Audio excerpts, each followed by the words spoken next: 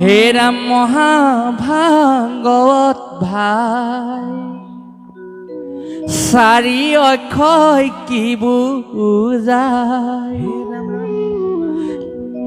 ভাবি গুণি চাইছানে নাই ও ভাই আমাৰ মহাপুৰুষ শ্ৰীমন্ত শংকৰদেৱ গুৰুজনেনো মহাভাগৱত ক'ত পালে আমাৰ গুৰু শংকৰদেৱে ক'ত বাৰু পায় এ ভাগৱত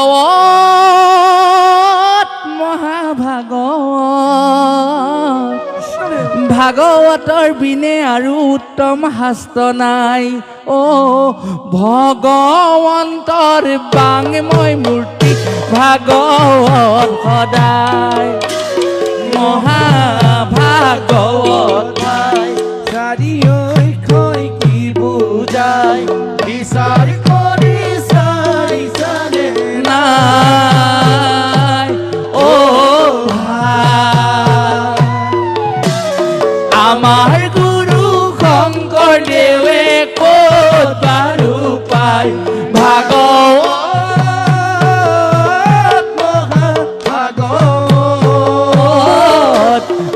ভাগৱতৰ বিনে আৰু উত্তম শাস্ত্ৰ নাই ও ভগৱন্তৰ বাংময় মূৰ্তি ভাগৱত চাপৰি ধৰি ভাই বান্ধৱ থিয় হৈ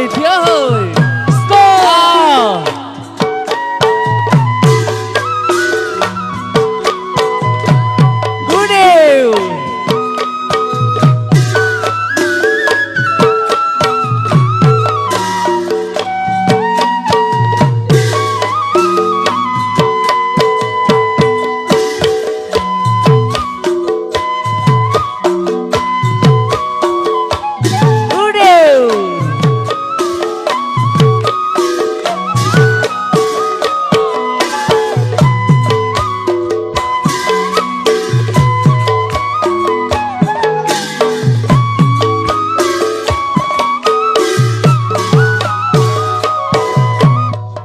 ৰাম ভামানে পোহৰ দিয়া যি শাস্ত্ৰত পায় গ মানে গান গোৱা কৃষ্ণ গুণ গায় ভামানে পোহৰ দিয়া যি শাস্ত্ৰত পায় গ মানে গান গোৱা কৃষ্ণ গুণ গায়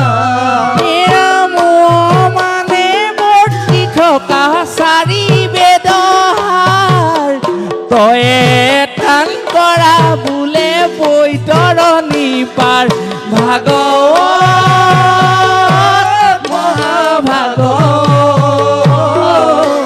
ভাগৱতৰ বিনে আৰু উত্তম শাস্ত্ৰ নাই ও ভগৱন্তৰ বাংময় মূৰ্তি ভাগৱত সদায়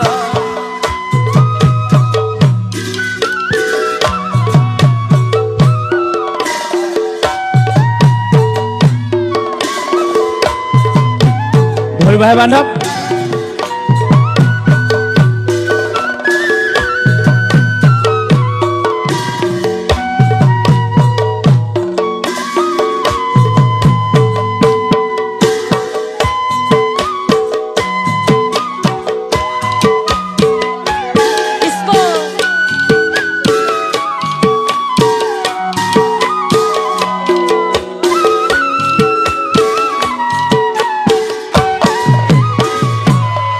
ৰাম ভামানে ভাবুক সখা জানিব খোজে মনে গ মানে জ্ঞান সখা কৃষ্ণ কথা জানে ভামানে ভাবুক সখা জানিব খোজে মনে গ মানে জ্ঞান সখা কৃষ্ণ কথা জানে মানে বৈষ্ণৱী জ্ঞান বিষ্ণুৰ ভকত তয়ে টান কৰা বোলে ভাগৱত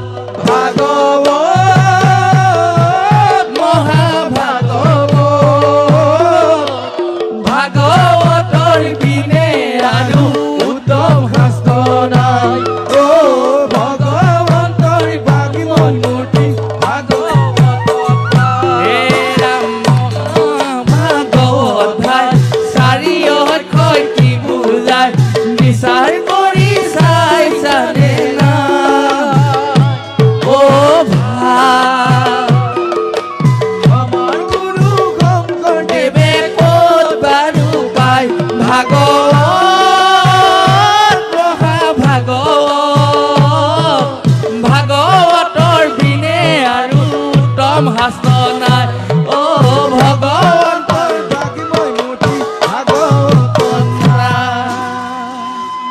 কৃষ্ণৰে আপোনাসকলে জানে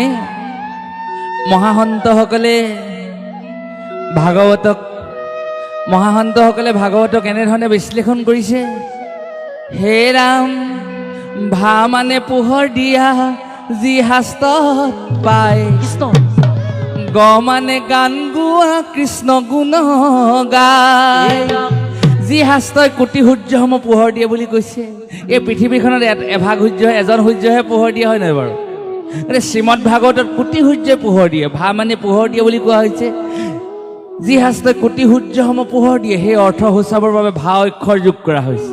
তাৰমানে তাৰ অৰ্থ হৈছে ভা মানে পোহৰ দিয়া। কাৰণ দিন হ'লেও ভাগৱতত পোহৰ থাকিব, ৰাতি হ'লেও ভাগৱতত পোহৰ থাকিব। ভাগৱত সদায় পোহৰৰ প্ৰতীক। ভা মানে পোহৰ দিয়া, যি শাস্ত্ৰই কোটি সূৰ্যসমূহ পোহৰ দিয়ে, সেই অৰ্থ সূচাবৰ বাবে ভা অক্ষৰ যোগ কৰা হৈছে। গ মানে গান গোৱা কৃষ্ণ গুণ গায়।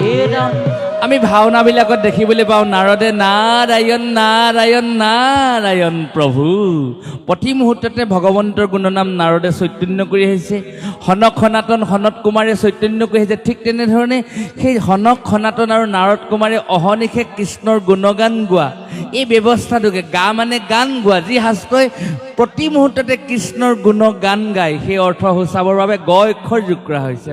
অৰ্থাৎ ভা মানে পোহৰ দিয়া, গ মানে গান গোৱা, উ মানে কি হ'ল? উ মানে বৰ্তি থকা চাৰি বেদ হাৰ। যি বেদৰ হাৰ বৰ্তি আছে, বেদৰ চাৰি বেদ পঢ়িব নালাগে ভাগৱত পঢ়িলে। আকৌ ভাগৱত ত অক্ষৰে কি কৈছে? অ ৰাম, ত মানে ত্ৰাণ হোৱা, অৰ্থাৎ যি শাস্ত্ৰ শ্ৰৱণ বা কীৰ্তন কৰিলে জীৱৰ তৰণ হয়, জীৱই আচলতে শুভ মুক্তি লাভ কৰে, জীৱৰ ত্ৰাণ হয়।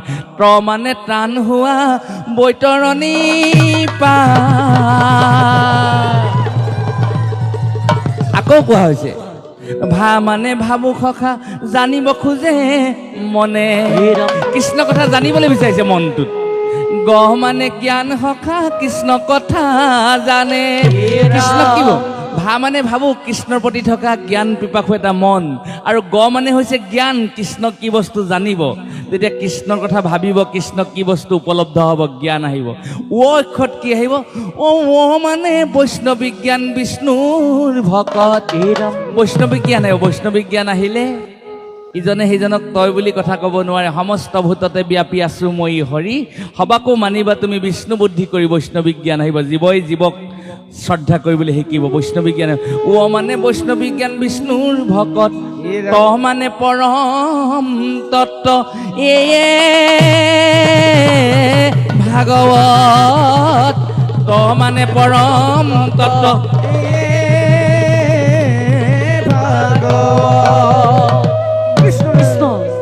ও মহাভাগৱতৰ হাৰ লোৱা, হাৰ লোৱা।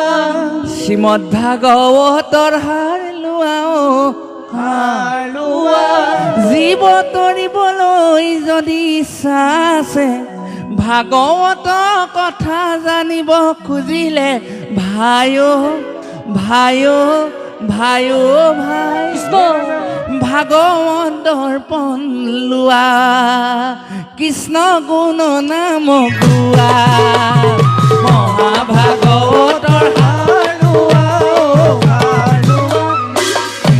ভাগৱতৰ হাৰ লোৱা, হাৰ লোৱা।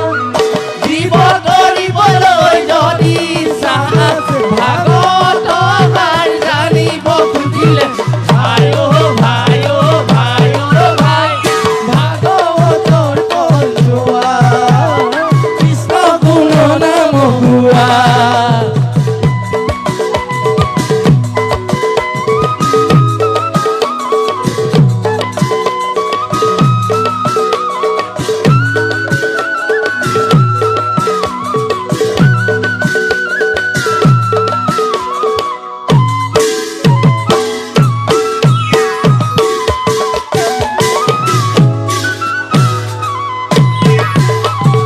জ্ঞান বিজ্ঞান তদংগ ৰহস্য, তদংগ ৰহস্য। এ গুণ ক্ৰিয়া আৰু জাতি দৈৱ, জাতি দৈৱ। এ মায়া তৰণ জীৱ ঈশ্বৰ, 12 শ্লোক এই মহামূল মন ওম নমো ভগৱতে বাসুদেৱায় ওম নমো ভগৱতে বাসুদেৱায় মহাভাগৱত